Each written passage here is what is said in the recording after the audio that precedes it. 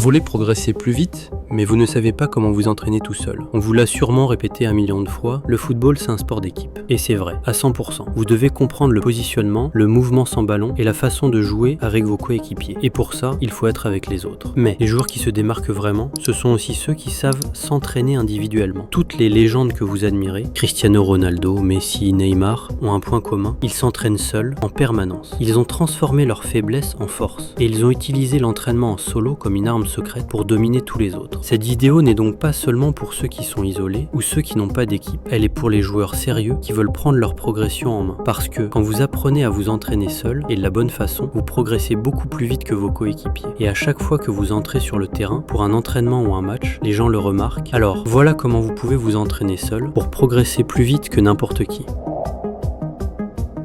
Avant même de commencer votre entraînement, vous avez besoin d'un plan. Prenez une feuille de papier, ou encore mieux, un agenda, et notez tout votre programme. Commencez par marquer les jours où vous avez déjà un entraînement d'équipe. Parce que la première erreur que font les joueurs, c'est de ne pas se reposer. S'entraîner trop ne vous rendra pas meilleur. Au contraire, ça vous rendra plus lent, plus raide et beaucoup plus sujet aux blessures. Vous devez donc être malin. Par exemple, si vous vous entraînez avec votre équipe 3 fois par semaine, il vous reste 3 jours pour travailler sur vous-même. Et c'est là que vous pouvez en profiter pour vous entraîner seul. Ces sessions individuelles doivent être ciblées. Ce sont les jours où vous travaillez votre pied faible, où vous améliorez vos instincts de dribble, où vous perfectionnez votre contrôle de balle et où vous renforcez la connexion entre votre corps et le ballon. Et n'oubliez pas, le jour le plus important, le jour de repos. Accordez-vous au moins un jour complet par semaine pour que votre corps et votre esprit puissent se recharger. Pas de grosses séances, pas de match improvisé, juste regardez un match. Faites de la relaxation musculaire ou promenez-vous dans la nature. On en reparlera plus tard, mais le repos, ce n'est pas de la paresse, c'est une partie essentielle de la haute performance. Alors, construisez votre semaine comme ça. 3 jours d'entraînement en équipe, 3 jours de travail individuel ciblé et 1 jour de repos complet. Vous commencerez à voir la différence rien qu'en faisant ça.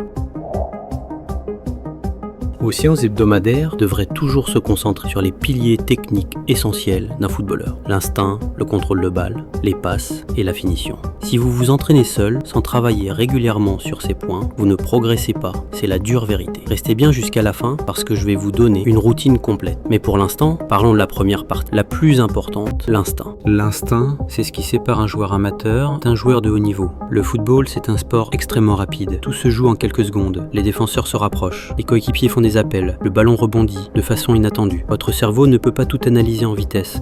Vous n'avez tout simplement pas le temps de réfléchir. Vous devez réagir ou vous ratez l'occasion. Si vous essayez de calculer chaque mouvement, au moment où vous vous décidez, c'est déjà trop tard. Et c'est exactement ce qui se passe quand votre instinct n'est pas assez développé. Vous devenez prévisible, hésitant et facile à anticiper. Alors, comment y remédier? Nous entraînons l'instinct directement à chaque séance individuelle. Pour ça, on commence par un processus que j'appelle l'activation de l'instinct. Mais avant d'activer l'instinct, il faut d'abord chauffer le corps. Si vous n'êtes pas échauffé, votre instinct ne se manifestera pas non plus. On commence donc par 15 à 20 minutes de maîtrise du ballon, lentement et intentionnellement. Commencez par 5 minutes de touche intérieure, puis 5 minutes de touche extérieure. Ensuite, 5 minutes de sole rolls.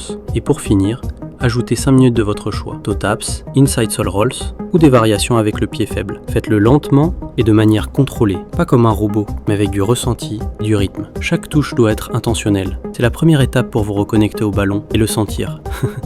Une fois votre corps activé, on passe au bloc d'instinct. On commence par la méthode du shadow dribbling, pendant au moins 20 minutes. Qu'est-ce que le shadow dribbling? Vous prenez un ballon, vous trouvez un espace et vous commencez à dribbler. Mais sans cône, sans plan. Laissez votre créativité prendre le dessus. Imaginez des défenseurs qui vous pressent. Visualisez la pression d'un match réel. Réagissez simplement. Vous esquivez, vous feintez, vous accélérez, vous changez de direction. Tout ça sans l'avoir planifié à l'avance. Laissez votre corps et votre subconscient décider en temps réel. Mais je sais, tout le monde n'a pas grandi en jouant au foot de rue 5 heures par jour. Pour beaucoup d'entre vous, ça paraîtra bizarre au début. C'est pour ça que, avant de passer au dribble instinctif complet, on va suivre un processus d'apprentissage en 3 étapes. C'est comme ça que l'instinct fonctionne. Première étape, choisissez un geste technique qui correspond à votre style et à votre poste. Par exemple, le passement de jambes. Faites-le lentement, sur place. Regardez des pros le faire, repassez leurs vidéos et décomposez le mouvement. Pratiquez jusqu'à comprendre comment le poids se déplace, comment la cheville tourne, comment les hanches feintent. Sentez le mouvement. Ne vous contentez pas de le copier. Deuxième étape,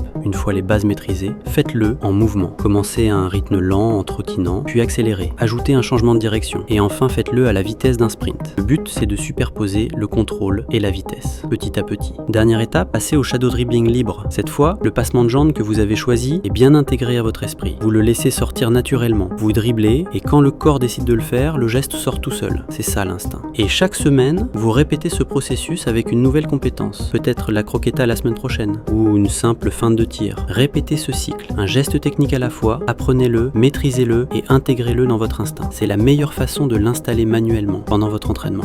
Nous avons aussi une autre variation que vous pouvez inclure dans votre entraînement d'instinct. On l'appelle le combo flow. Voici comment ça marche. Vous commencez par faire des jongles, des touches simples et détendues. Quand vous vous sentez prêt, vous envoyez le ballon en l'air. Pas trop haut, mais assez pour vous forcer à vous adapter. Quand il redescend, vous le contrôlez proprement, de préférence avec votre pied faible. Et vous enchaînez immédiatement avec le shadow dribbling. Faites cela pendant 20 minutes. Mais rappelez-vous, il ne s'agit pas de vous épuiser. Chaque exercice que nous faisons ici respecte le principe de la récupération. Si vous vous sentez fatigué, arrêtez-vous, marchez, respirez et reprenez votre souffle. Il n'y a pas de limite de temps pour se reposer, parce qu'ici, on cherche la qualité maximale à chaque répétition, pas seulement le volume. Ensuite, nous allons voir comment développer votre contrôle de balle lors de vos séances en solo. Le contrôle, c'est une des compétences les plus importantes qu'un footballeur doit maîtriser. C'est la première chose qu'on enseigne aux enfants dans n'importe quelle académie. Dans un match, si vous ne pouvez pas contrôler le ballon dès qu'il arrive, vous avez déjà un temps de retard. Avant de pouvoir dribbler, passer ou tirer, vous devez d'abord réceptionner le ballon. Si votre contrôle est mauvais, vous serez toujours en retard, peu importe votre vitesse ou la puissance de votre tir. Si vous ne contrôlez pas le ballon, rien de tout ça ne comptera. Et la vérité, c'est que beaucoup de joueurs manquent encore d'un bon contrôle. Alors voyons comment changer cela. La première chose à faire, c'est de jongler tous les jours. Il n'y a pas un seul joueur pro qui ne sait pas le faire. Ce n'est pas une compétence en plus, c'est la base du contrôle du ballon. Si vous faites partie de ceux qui repoussent toujours le moment de jongler pensant que vous deviendrez meilleur sans, vous vous trompez. Arrêtez d'être paresseux. Prenez un ballon et commencez à jongler maintenant. On me pose souvent la question, quel est le meilleur tutoriel pour apprendre à jongler? Pour être honnête, c'est une perte de temps. Le meilleur tutoriel, c'est simplement de passer des heures à pratiquer. Vous n'avez pas besoin de secret, vous avez juste besoin de répétition. Mais si je devais vous donner une structure, voici ce que je proposerais. Commencez simplement et faites ceci. Laissez tomber le ballon sur votre pied, puis renvoyez-le dans vos mains. Ne réfléchissez pas trop. Verrouillez vos chevilles, pointez vos orteils vers le haut et gardez le ballon en dessous de votre taille. Maîtrisez la sensation du ballon sur votre pied. Faites cela encore et encore. Jonglez plusieurs fois. Quand vous serez à l'aise, essayez 2 touches, puis 3. Essayez de jongler avec les 2 pieds en alternant. Gardez les genoux légèrement fléchis et le haut du corps détendu. Si vous perdez le contrôle, ne paniquez pas. Revenez à l'étape 1, attrapez le ballon et recommencez. Une fois que vous êtes capable de jongler 30, 50 ou 100 fois sans vous arrêter, vous construisez une véritable relation avec le ballon. Je vous conseille de jongler au moins 30 minutes par jour et d'y dédier un jour par semaine pour aller plus loin. Ce jour-là, on ajoute des exercices plus avancés. Premier exercice, les touches contre un mur. Trouvez un mur, faites une passe puissante dessus avec le coup de pied ou l'intérieur du pied. L'objectif,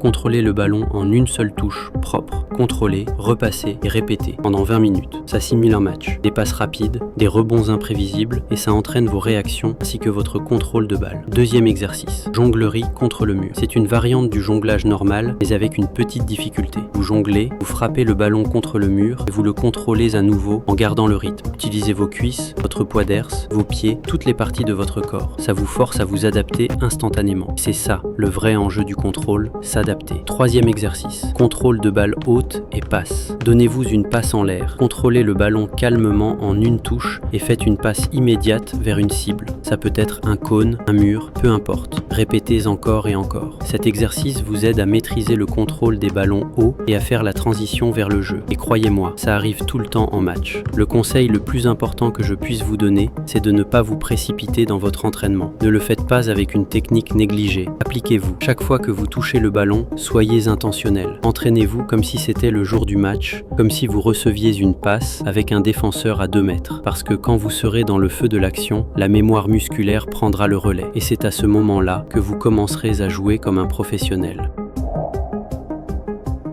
Concentrons-nous maintenant sur la façon d'entraîner ces passes. Seul. Oui, Vous avez bien entendu, vous pouvez développer une capacité de passe d'élite sans coéquipier. Il vous faut juste un ballon et un mur. Le mur vous donne un retour instantané. Si votre passe est propre, elle revient proprement. Si elle est mal faite, le ballon partira dans la mauvaise direction. Ça vous dit exactement ce qu'il faut corriger. Voici comment on s'organise. Commencez par les bases. Entamez la séance par des passes murales, simples et rythmées. Tenez-vous à 3 ou 5 mètres du mur et commencez avec des passes en une touche, avec l'intérieur du pied. Trouvez votre rythme et sentez le ballon. Gardez le haut du corps détendu, utilisez les deux pieds. Même si l'un est plus faible, en fait, c'est le but. C'est comme ça qu'on l'améliore, on entraîne l'esprit à être confiant avec les deux pieds. Ensuite, passez aux passes en deux touches. Mélangez les surfaces de passes, coup de pied, semelle, intérieur, extérieur. Le football est imprévisible, vos passes doivent s'adapter. Faites aussi des exercices de passe et de pivot. Passez au mur et dès que le ballon revient, contrôlez-le pour pivoter aussitôt, comme si vous le receviez en match pour échapper à la pression. Entraînez-vous à pivoter des deux côtés en une ou deux touches. Le but, être fluide, équilibré et prêt à accélérer après le virage. Et un dernier bon exercice, les passes en mouvement. Au lieu de rester statique, déplacez-vous latéralement le long du mur en passe continue. Ça simule le rythme d'un match. Et le meilleur conseil que je puisse vous donner, c'est que chaque fois que vous faites une passe, même à un mur, faites comme si c'était un coéquipier pendant un match. C'est cela l'objectif de cette vidéo. Mettre plus d'intention, plus de réalisme dans vos entraînements. Avant de passer à l'étape de la finition, n'oubliez pas de vous abonner et de liker pour donner de la force à notre chaîne qui en est encore qu'à ses débuts. Parlons maintenant de la finition, parce que comme pour le jonglage, plus vous pratiquez, plus vous gagnez en puissance et en précision. Il n'y a pas de secret, pas besoin d'une technique parfaite, il faut juste de la répétition. Vous créez cette connexion esprit-pied qui vous permet de frapper le ballon proprement, sans même réfléchir. Alors voici comment procéder. Prenez un ballon et commencez à jongler. Placez-vous sur le terrain, là où vous jouez habituellement. Si vous êtes ailier, allez sur l'aile. Imaginez que vous recevez une passe d'un arrière latéral ou d'un milieu de terrain, comme dans un vrai match. Si vous êtes attaquant, mettez-vous dos au but. Simulez une passe dans vos pieds et tournez-vous pour tirer. Vous construisez des habitudes qui correspondent à votre poste. Et c'est comme ça que l'entraînement devient de la performance. Maintenant l'exercice. Après quelques jongles, lancez le ballon en l'air et laissez-le retomber. Votre objectif, c'est de vous tourner avec un toucher parfait et de tirer proprement sans attendre. Ne visez pas, tirez. Dans un vrai match, les défenseurs ne vous laissent pas le temps de placer le ballon parfaitement. Vous devez être à l'aise pour tirer vite, même en déséquilibre. Dès que vous contrôlez le ballon et touchez la cible. Vous pouvez faire cet exercice contre un mur ou, si vous avez un but à disposition, c'est encore mieux. Variez les angles, côté gauche, côté droit, au centre, tirez en volée avec le coup de pied, finissez avec l'intérieur du pied, faites des tirs rasants, des changements rapides de direction, soyez créatifs. Comme promis en début de vidéo, voici un exemple de plan d'entraînement hebdomadaire pour quelqu'un qui s'entraîne déjà 3 fois par semaine avec son équipe. On va structurer les 4 jours restants pour activer l'instinct, développer la technique et récupérer correctement. Jour 1, après l'entraînement d'équipe. Séance individuelle axée sur l'instinct et le contrôle de balle. Jour 2, séance individuelle axée sur les passes et la finition. Jour 3, avant l'entraînement d'équipe ou jour de repos si vous êtes fatigué pour une récupération active légère ou repos complet, tout dépendra de votre état à l'instant. Jour 4, match ou entraînement d'équipe. Jour 5, récupération active légère ou repos complet. Jour 6, entraînement d'équipe. Jour 7, match ou entraînement d'équipe. N'oubliez pas que ce n'est qu'un exemple, vous devez l'adapter à vos propres besoins et à la charge de travail de votre équipe. L'équilibre entre le travail et la récupération est essentiel pour ne pas vous surentraîner. J'ai déjà beaucoup parlé dans cette vidéo, mais avant de finir, je vais vous laisser avec un petit rappel. Si vous êtes encore là en train de regarder, c'est que vous ne faites pas partie des 90% de joueurs qui ont zappé après la première minute. Vous êtes toujours là, toujours motivé. Et ça vous place déjà dans une catégorie à part. Vous méritez de réaliser vos rêves parce que vous ne perdez pas votre temps. Vous cherchez à vous améliorer, de passer au niveau supérieur, de devenir la meilleure version de vous-même. Mais souvenez-vous, le football n'est pas fait pour être joué avec la peur ou des restrictions. Ne vous enfermez pas à la salle de sport. Ne perdez pas le contact avec le ballon. Retombez amoureux du football. Allez dehors, touchez le ballon, jouez librement, jouez instinctivement. C'est comme ça que vous deviendrez le meilleur.